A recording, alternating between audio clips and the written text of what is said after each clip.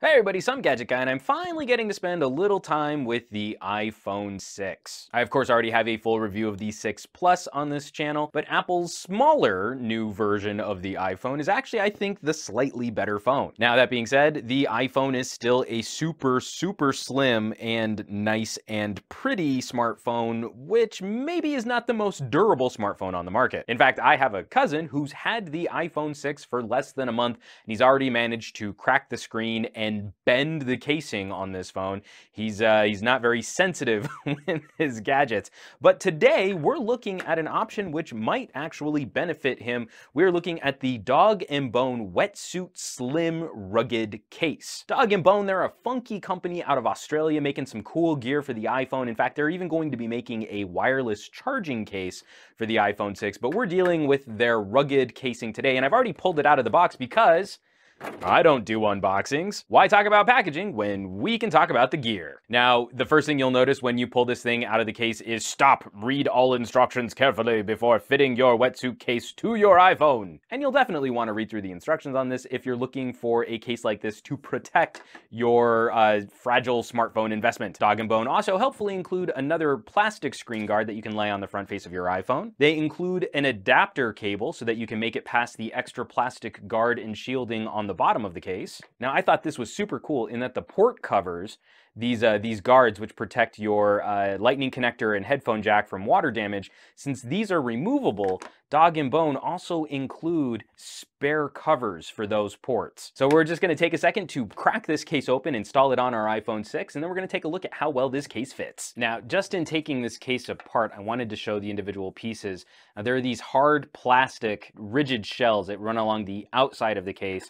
And then apparently what keeps this more water resistant is this rubber sheath, which fits all the way around your iPhone. So if I pop the iPhone in here, we're going to see it's kind of like a wetsuit that covers up all of the sides and corners. It doesn't seem that there is a front piece protecting the screen, so you probably will want to make sure you get this screen protector installed, but this doesn't actually seem to improve the water resistance. In fact, because the whole front face of the iPhone is one glass piece, it looks like friction pushes down on this rubber sheath. And then that is what's going to block out any potential water damage from actually getting inside your phone. And it's kind of a novel approach because it keeps the front screen free of any additional plastic. So it shouldn't cut down your screen sensitivity. Okay, and here is the iPhone 6 in the Dog and Bone case. It fits really snug. This is a super tight fitting case. In fact, these side pieces clip together so tightly that there's a special key tool that you have to insert into this bottom corner to crack this case open to get your phone back out again. Of course, with any kind of water resistant or waterproof case, you should totally test the case first before putting your phone inside. But we've got a nice spongy rubber clicky action right here on the power button to turn the screen off and on again. We've got same thing, we've got nice clicky responses to the volume rocker here on the side.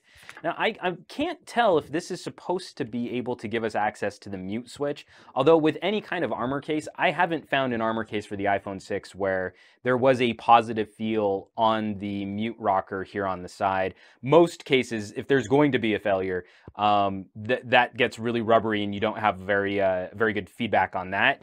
But down here at the bottom, we've got access to the lightning connector, and then we do have a speaker vent. There is a mesh screen protecting your speaker, as well as, let me pop that back in place, also a pull-out tab for the headphone jack. So I don't have any issues with the protection on the sides and the bottom and the ports of the case, but it does kind of blow my mind that we're building a waterproof and rugged case with the screen pretty much exposed. Now, I'm just having a super hard time with this concept of an exposed screen, and this iPhone is not mine, so I'm not gonna put it to the ultimate test of whether or not this case does actually remain waterproof. So what I'm gonna do is I'm gonna throw a little piece of paper towel in the sheath here.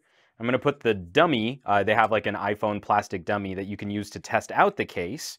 I'm gonna put this back inside, and then I'm gonna dump a little water on it, let it sit for a bit, and see how well this case manages to keep water from leaking out into the sides, or especially under the phone here, especially with these port covers, just make sure everything's in place. I mean, it's a really snug case. I mean, I'm definitely giving this thing a pretty decent thumbs up, especially the protection over the camera sensor and the extra little clearance running along the sides, just so if your phone ever lands face down, you've got like a little trench. It's preventing some screen damage because the screen is still exposed. But here's the moment of truth, and we're just gonna kind of let some water pool up on the case there. Just kind of let it sit on top of the case. That should be plenty of water right there. I'm saying I don't want to wreck this iPhone and I almost dump a whole mug of water on it. That was awesome. Now I'm just going to let this sit for about a couple minutes or so, come back to it, and then dry everything off and see if that paper towel at the bottom of the dummy is messed up or not. Okay, it's been roughly around 2 minutes, and it doesn't look like the pool of water resting on the screen has changed significantly.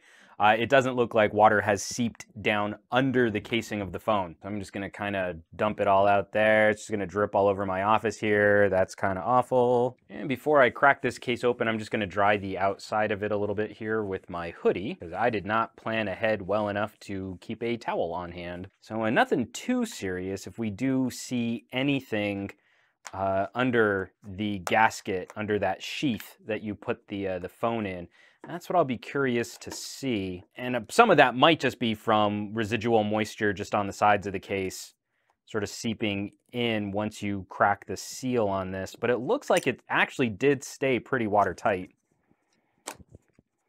Just pop this all out and drop this down there. Yeah, the bottom of this is super dry. There's no moisture down there. And then if I pull this out here, yeah, that paper towel is bone dry.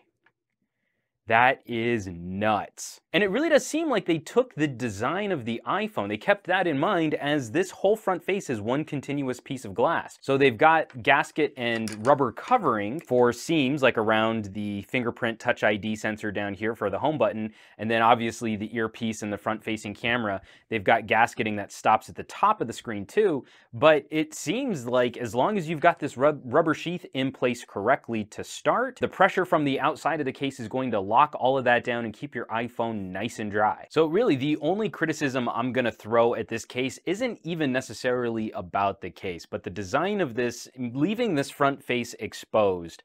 You probably will want to install some kind of screen protector, screen guard on the front face of this, as any damage. So if you crack the screen on this, you've instantly compromised the waterproofness of this entire setup. But otherwise, everything else seems to be ported and cut out exactly where it needs to be. We've got great access to speakers, the front-facing camera, Touch ID still works. Again, it's a nice step up from just a bumper case, giving us a little additional protection, a little additional drop protection, and some better waterproofing abilities without going crazy with a job site or work site construction grade case. I'm really impressed with Dog and Bone solution here. You can find this case online. Of course, you can catch more info on the Dog and Bone wetsuit case at dogandbonecases.com. I'll of course leave some links down below this video to shop this case or for more information on Dog and Bone products. As always, folks, thanks so much for watching this video, and be sure to hit the subscribe button if you'd like to see more content like this. And I, of course, would not be able to continue producing these reviews if you folks weren't out there sharing them with your family, friends, and on social media. So I can't thank you enough for bringing more cool people to the party. Hit that thumbs up button, and I will catch you all on the next review.